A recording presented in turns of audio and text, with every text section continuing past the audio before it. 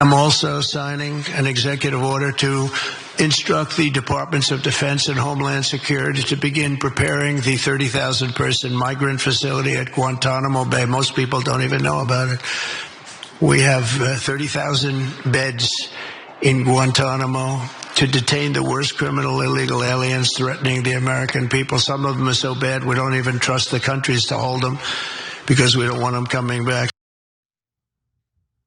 President Donald Trump has proposed using Guantanamo Bay, which of course is in Cuba, but is controlled by the United States, to detain tens of thousands of undocumented immigrants. Now, Trump made the announcement during the signing ceremony for the Laken-Riley Act.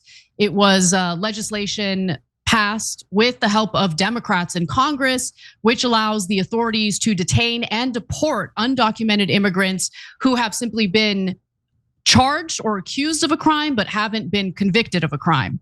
Now, the Center for Constitutional Rights said in a statement that migrants and asylum seekers are being cast as the new terrorist threat, deserving to be discarded in an island prison, removed from legal and social services and supports. And this organization does plan to pursue legal action against Donald Trump and his plans to use Guantanamo Bay to detain undocumented immigrants who are going to be deported. Now, Gitmo, of course, is better known for its role in detaining suspected terrorists.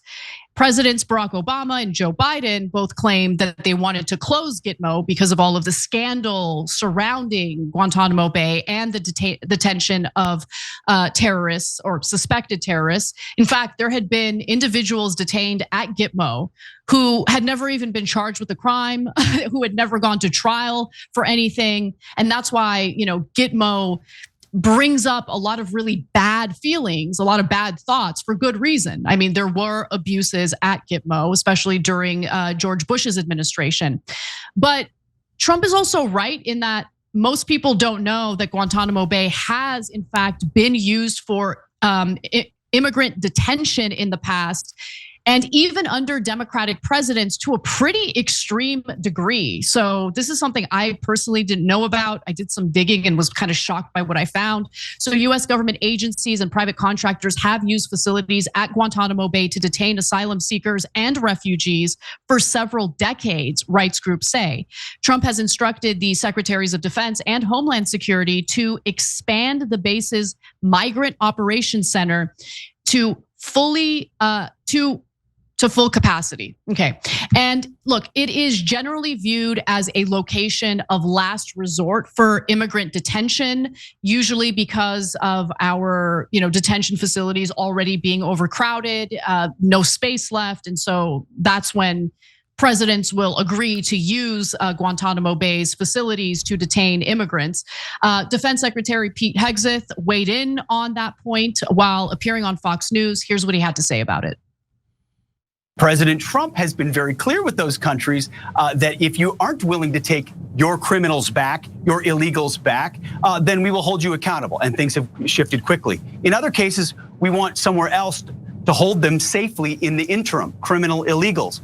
Guantanamo Bay is a perfect place. This is a temporary transit, which is already the mission of Naval Station Guantanamo Bay, where we can plus up thousands and tens of thousands if necessary to humanely move illegals out of our country where they do not belong back to the countries where they came from in proper process. Guantanamo's been used for illegal immigrants dating back, I think it's 30 years. Bill Clinton used it for something very similarly back in the 1990s.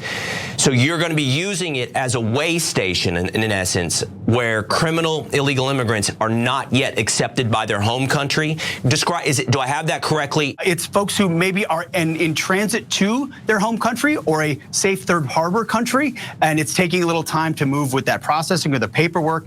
Better they be held at a safe location like Guantanamo Bay, which is meant and built for migrants.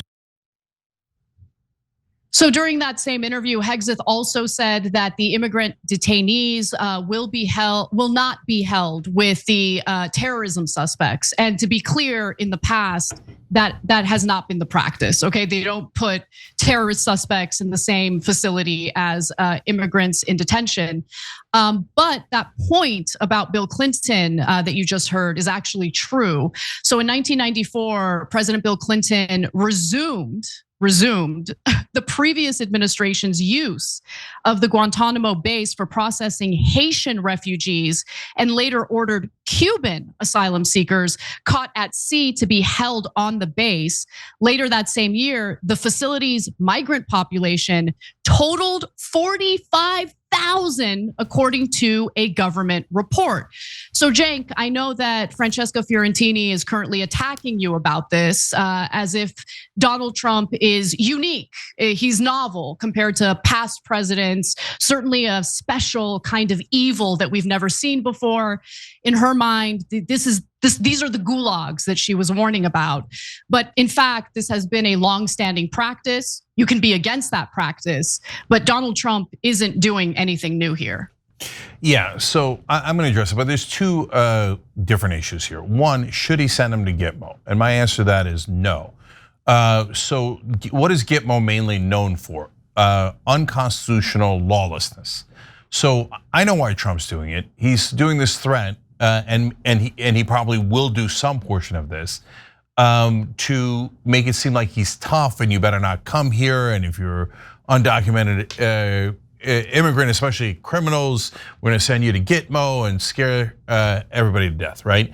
But copying Dick Cheney, not a good look. I thought that all of MAGA was making fun of Kamala Harris for embracing Dick Cheney. But if you're embracing Dick Cheney's Frankenstein in Guantanamo, where the whole point was to kidnap people, by the way, oftentimes without any evidence, torture them, and treat them in an unconstitutional way because they thought Guantanamo was a lawless area where the law didn't apply. And now Trump is saying, oh, Dick Cheney had it right. Let's go send people there. At a bare minimum, not a good look. And overall, not a good policy. Okay, now the second issue is this mass deportation camps, the gulags have begun, et cetera. Now look, I think that the clip that Francesca's using is misleading and totally out of context, but that's okay. But I know that- No, it's not okay. No, it's not okay. That dishonesty is not okay. Yeah, but continue, go ahead. I hear you, I hear you. I don't mean to excuse but she's getting the likes that she wants, right? Otherwise, I mean, who would pay attention to anything she's doing if she's not attacking TYT? But anyway, continue, Cenk. Yeah, all right. So I have my issues with that, and I made that clear on her account, right?